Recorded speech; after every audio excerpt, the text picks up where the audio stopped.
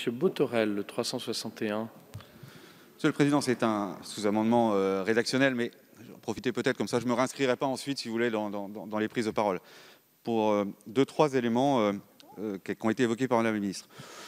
Personne ici, y compris sur ceux qui s'interrogent de fonctionnement de la redevance copie privée, ne dit que c'est une taxe. Moi, j'entends cet argument qui revient en massue. Si la presse le dit, après tout, c'est sa liberté, et bien évidemment qu'il faut le dénoncer, mais je crois qu'ici, nous avons tous bien compris que c'est une redevance qui est autogérée, confiée à un organisme qui décide un peu lui-même du barème, de l'assiette, avec une organisation sur laquelle on pourra revenir. Moi, je veux dire, je ne rougis pas de ce qu'on a fait pour la culture. Et je suis très fier, Madame la Ministre, d'avoir apporté ma voix avec celle d'autres ici pour libérer plus de 11 milliards vers le secteur de la culture. Et je ne veux pas être de ceux qui vont vous dire 300 millions, c'est trop.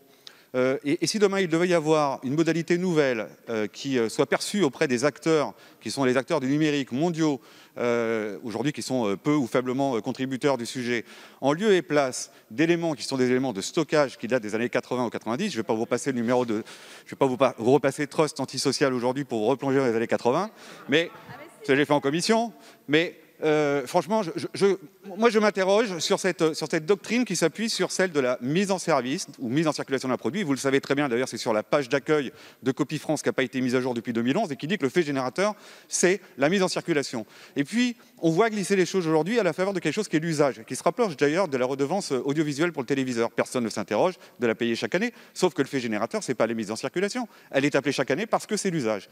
Ce qui aujourd'hui, ce qui nous interroge, et ce qui doit nous interroger, c'est qu'est-ce qui fait que pour rattraper le reconditionné, on passe du mode de la mise en circulation pour favoriser celui des usages, quand par ailleurs, en 2018, une entreprise comme Electrodépôt avait demandé un remboursement de 5 000 € de la RCP au titre justement de cette mise en circulation, et que par courrier de Copie France, ce remboursement n'a pas été accepté. Moi, j'aimerais comprendre quelles sont les règles, qui les décide, et demain, si nous trouvons une modalité qui permet d'allouer 1 milliard 1,5 milliard à la culture, aux artistes, aux auteurs, sur des modalités qui sont comprises de tous et qui mettront en contribution des acteurs qui aujourd'hui échappent à cette contribution, je serai le premier à voter et avec demain.